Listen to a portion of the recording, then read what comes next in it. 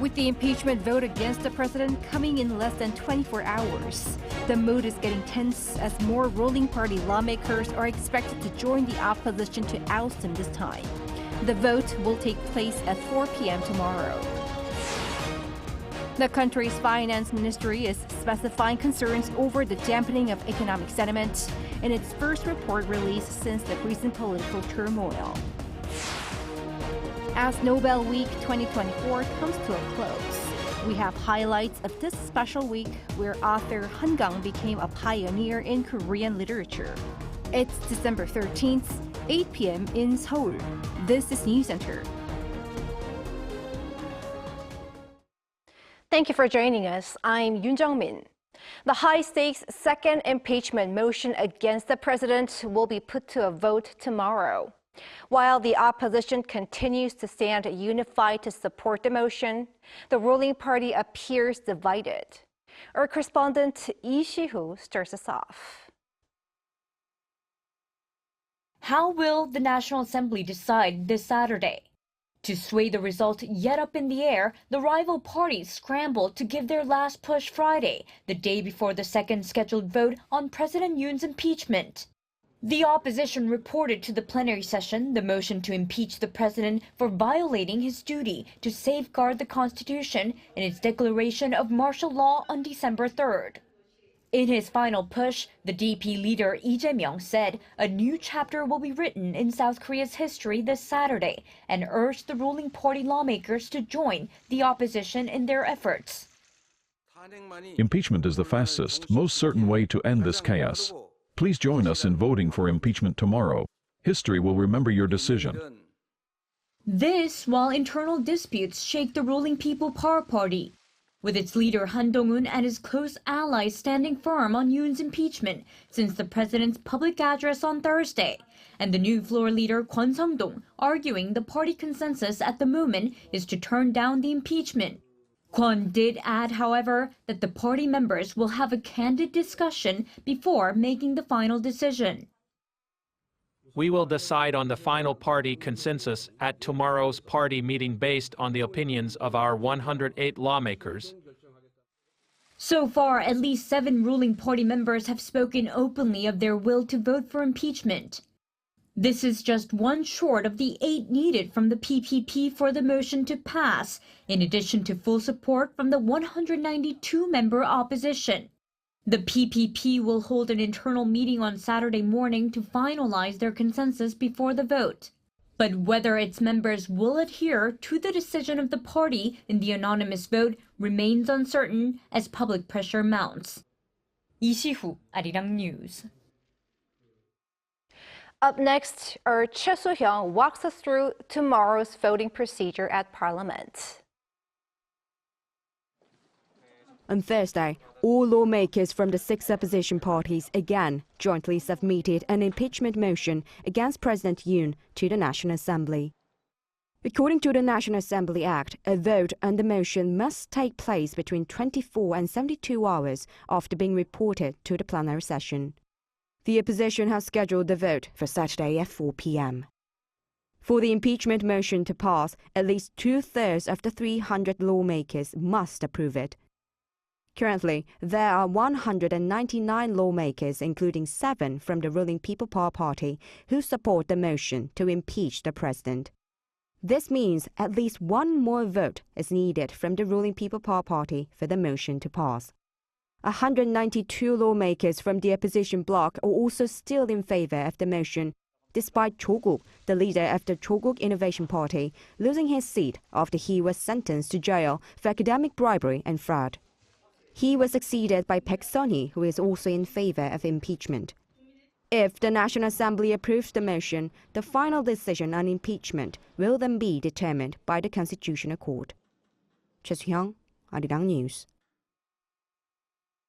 Police authorities are now looking directly into President Yoon as they review the possibility of seeking an arrest warrant for the president and a search warrant for his residence, as well as access to his digital records. Our Pei Yun-ji has this report. Investigations into insurrection charges are now closing in on President Yoon as the probe into the brief imposition of martial law escalates here in the country. The police investigation team is not only seeking to summon him for questioning, but is also looking into requesting an arrest warrant, as well as a search warrant for the president's residence in Central Seoul. During a press briefing by the police special investigation team on Friday, an official said that they're also considering requesting a warrant to seize President Yoon's communication records. On Wednesday, the police tried to raid the presidential office but failed to get inside even with a search warrant, after security guards refused to cooperate.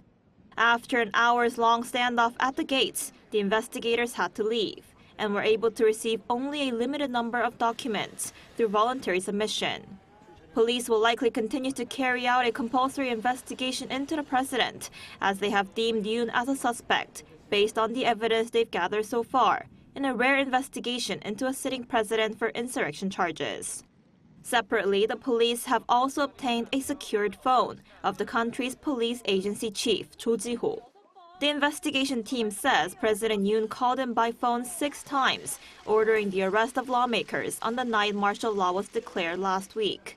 In another separate investigation by the prosecutors, a request for an arrest warrant was made for the chief of the military's counterintelligence command, Yeo In-hyung, suspected of carrying out a key role when the martial law was in place.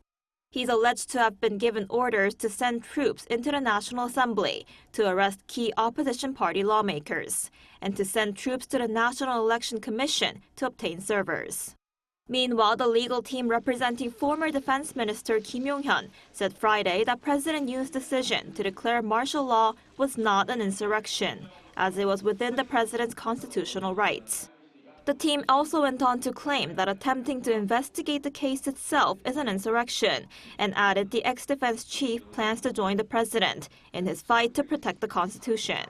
Kim was formally arrested on insurrection charges on Wednesday after being named as the mastermind behind last week's failed imposition of martial law.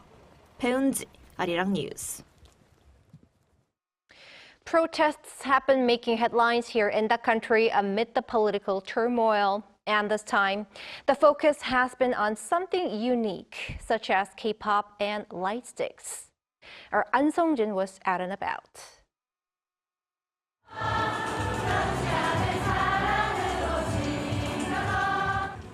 Peaceful yet passionate, festive but serious.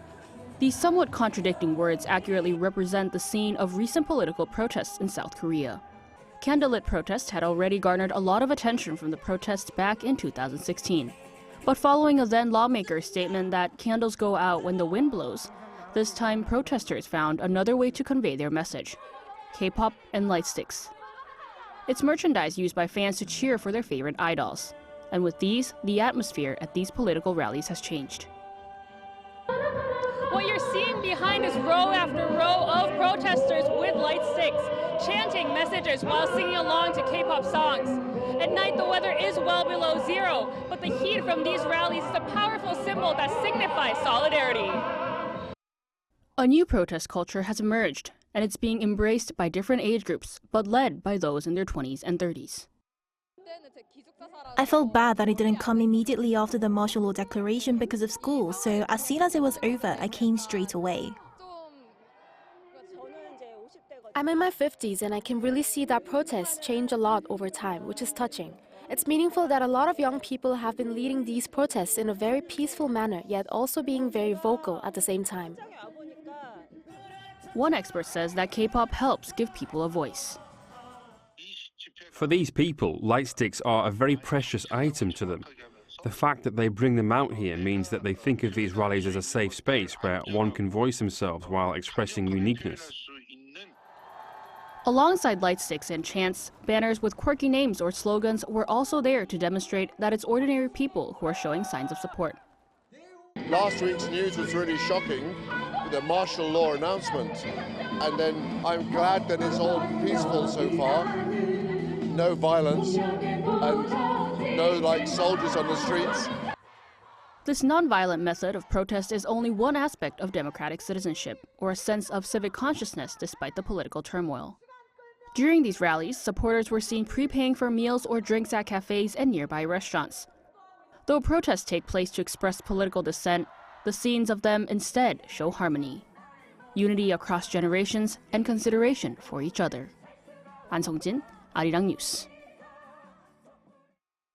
Meanwhile, what has been the impact of Korea's short-lived martial law on its tourism sector?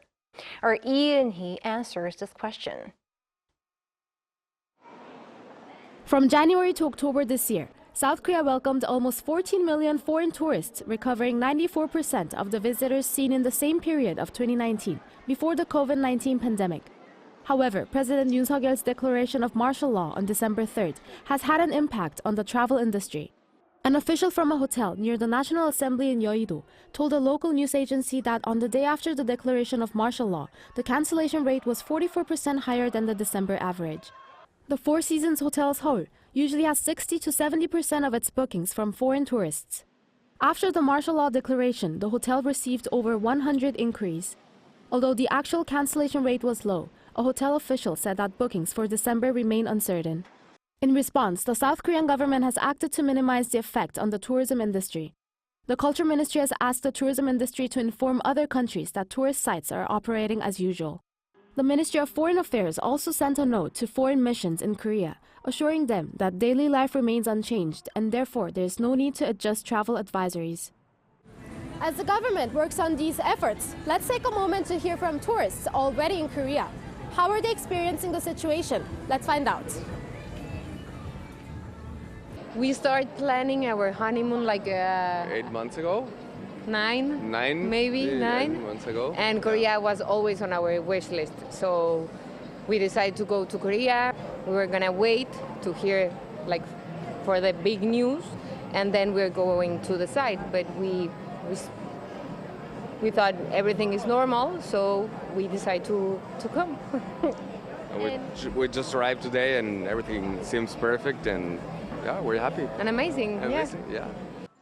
For those visiting Korea for the second time, their understanding of the protest culture and safety concerns didn't stop them from returning. Well, this is my second time to Korea, and this year I bring along my family, my wife and my kids. Yeah, here we feel like home actually. Yeah, I feel excited, and this is one of my dream country that I want to go. I mean, it happened a few days before I was supposed to fly, and I definitely had to keep an eye on the situation. But I wasn't too worried because I've experienced protesting in Korea before, and I know it's a very, very safe place to be. So, while it's uncertain how long the current instability will last, efforts are being made to ensure the safety and well-being of all citizens, residents, and visitors alike who are seeking the same peace and security during their time in South Korea. Eun-hee, Arirang News.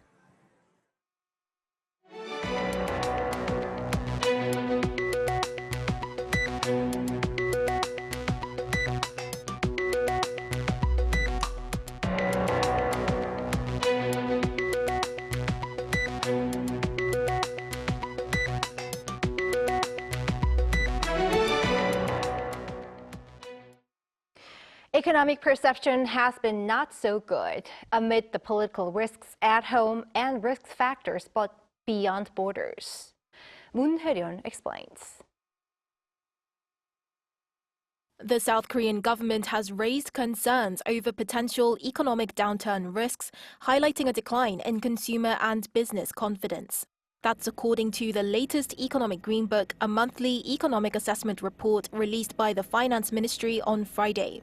The first report to be released since the martial law incident last Tuesday states that while inflation remains under control, growing domestic and international uncertainties could further dampen economic sentiment, raising the likelihood of economic risks contributing to an economic slowdown.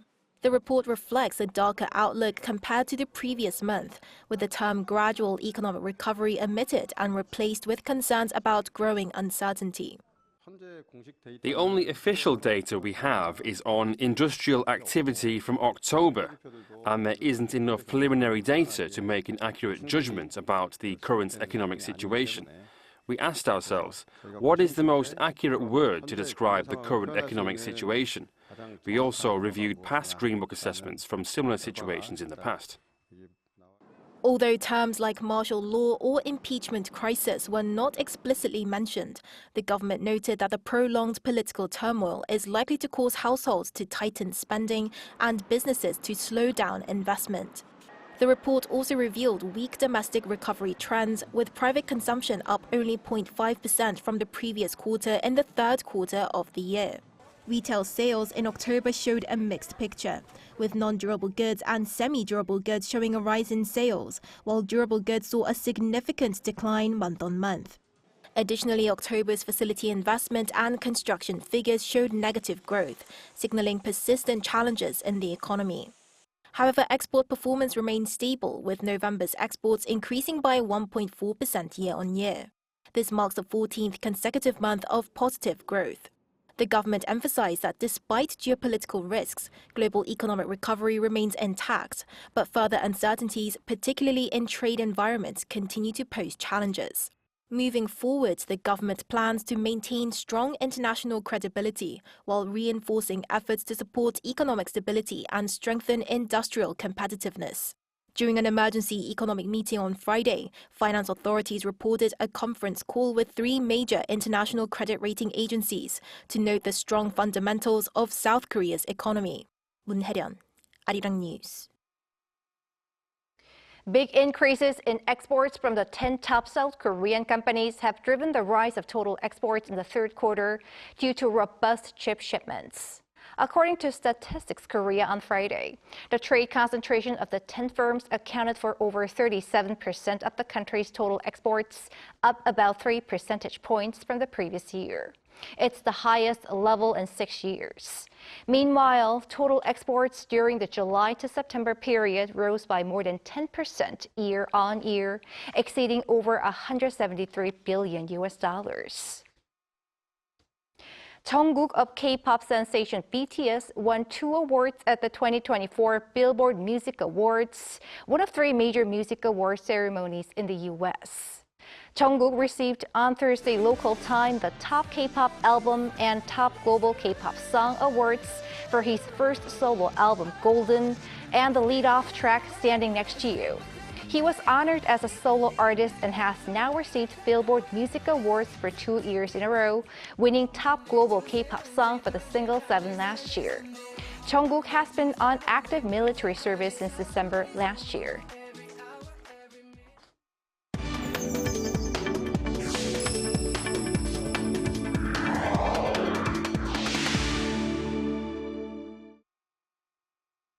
The African Development Bank believes prospects are high for broader productive ventures between South Korea and the African continents, especially in light of an inaugural summit hosted by Seoul this past summer.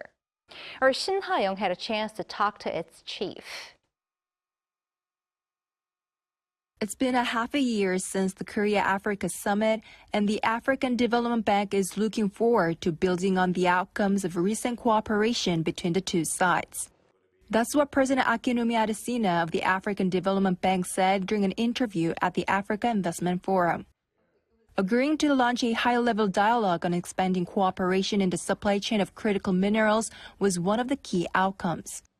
Africa shouldn't be exporting those as raw materials, because that is the direct door to poverty. We need to make sure then that Africa is able to process, add value, and to these critical minerals and move up the value chain.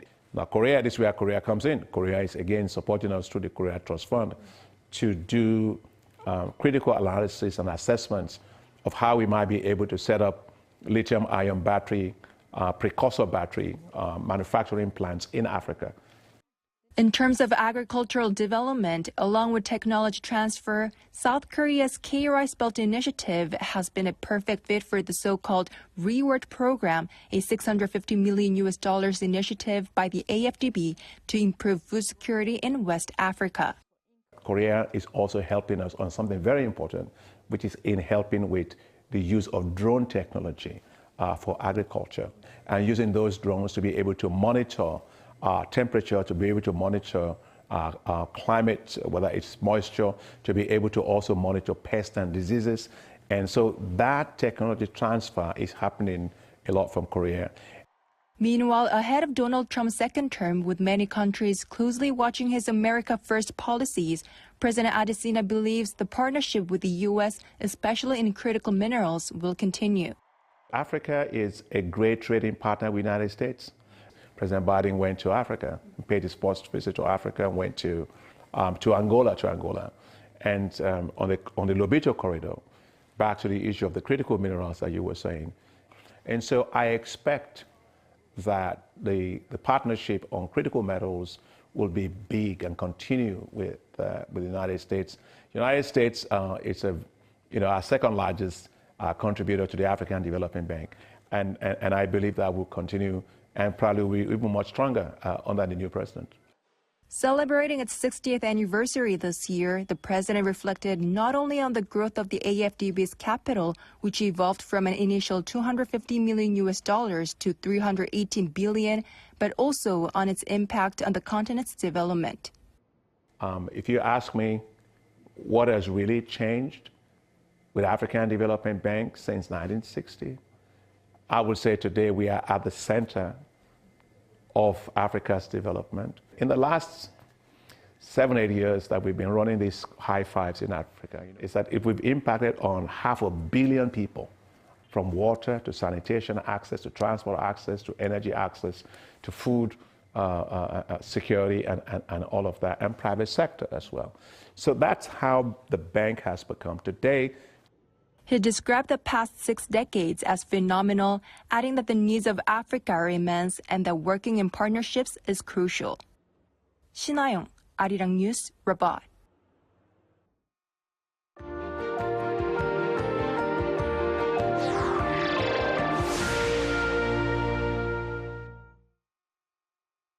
Over in Sweden, Nobel Week 2024 came to a close on Thursday, leaving behind unforgettable moments for many in Korea, as author Han Kang received a Nobel Prize in Literature.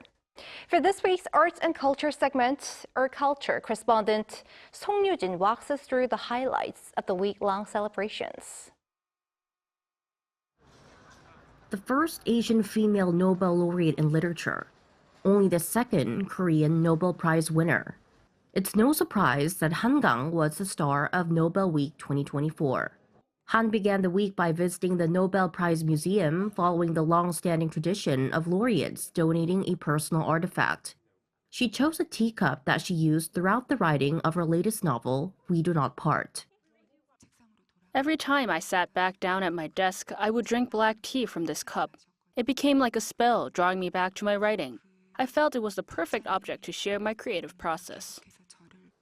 Her first press conference after winning the Nobel Prize also drew a great deal of attention. Han's response to Korea's brief martial law imposition resonated deeply as it reminded many of her 2014 novel Human Acts, which explores the 1980 Gwangju democratization movement under military control. Witnessing martial law unfold again in 2024 was shocking. I saw people trying to stop armored vehicles with their bodies, others holding back soldiers with their hands, and some standing firm against advancing troops with guns. As the soldiers withdrew, some called out, "Take care," like they were saying goodbye to their sons. I could feel their sincerity and courage. The day after was her Nobel lecture, often regarded as the laureate's acceptance speech.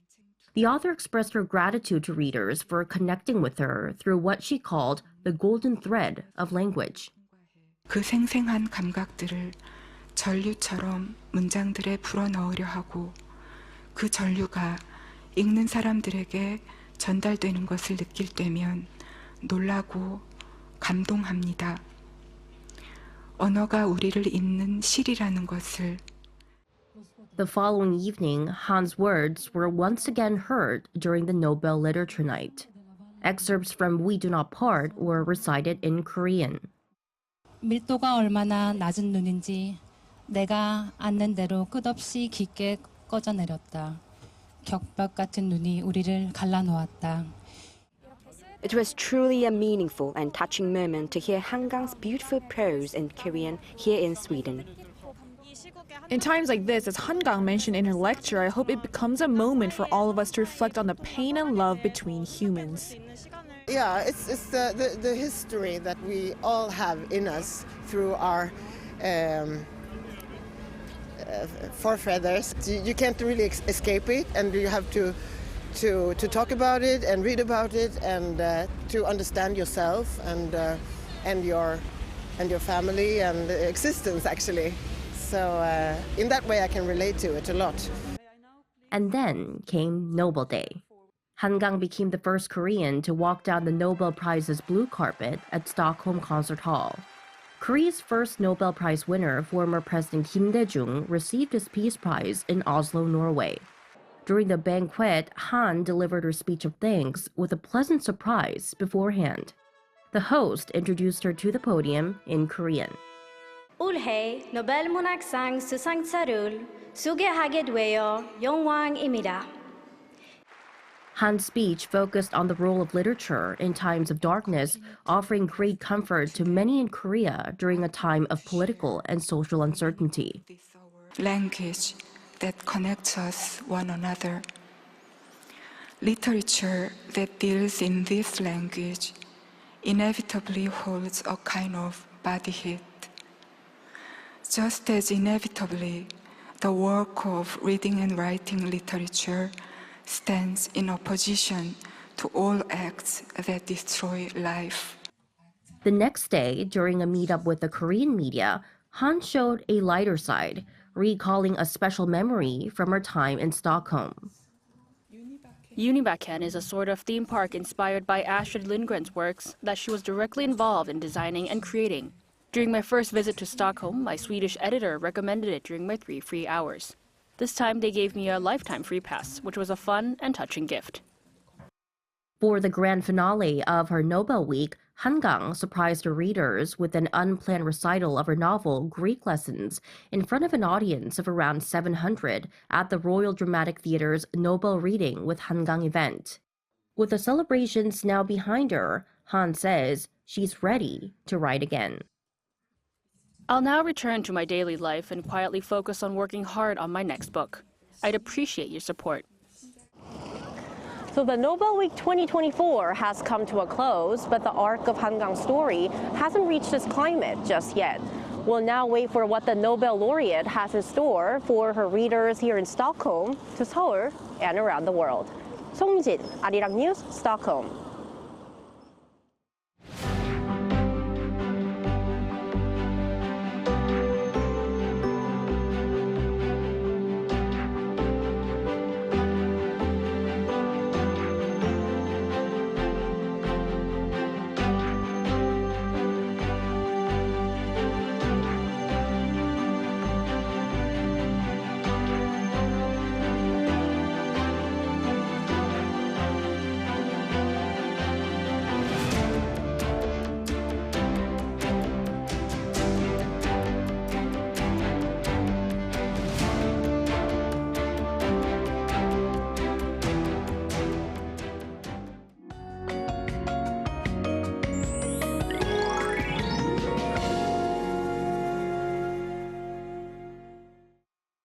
With cold winds, it feels much colder than the actual readings in Seoul today.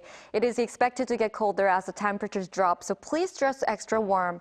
Meanwhile, the Chungcheongdo provinces, the Jeollado provinces, and Jeju Island are currently having a mixture of snow and rain.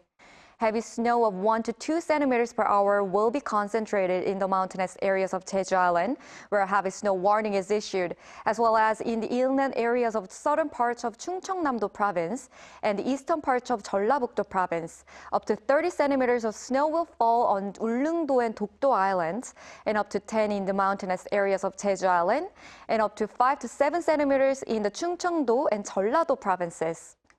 Tomorrow, Seoul and Daejeon will start off at -4 degrees, Daegu -2 degrees. Highs will move up to 5 in Daejeon and Gwangju, Jeju 9 degrees.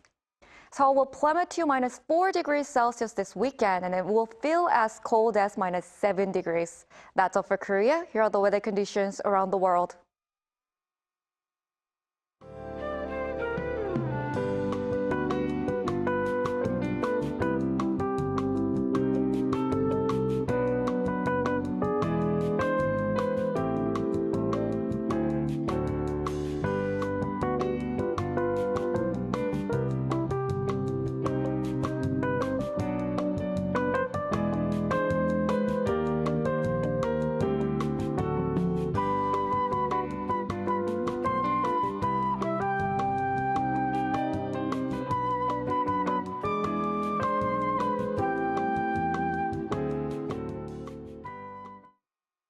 That is Newscenter for tonight. Thank you for watching. A panel session up next.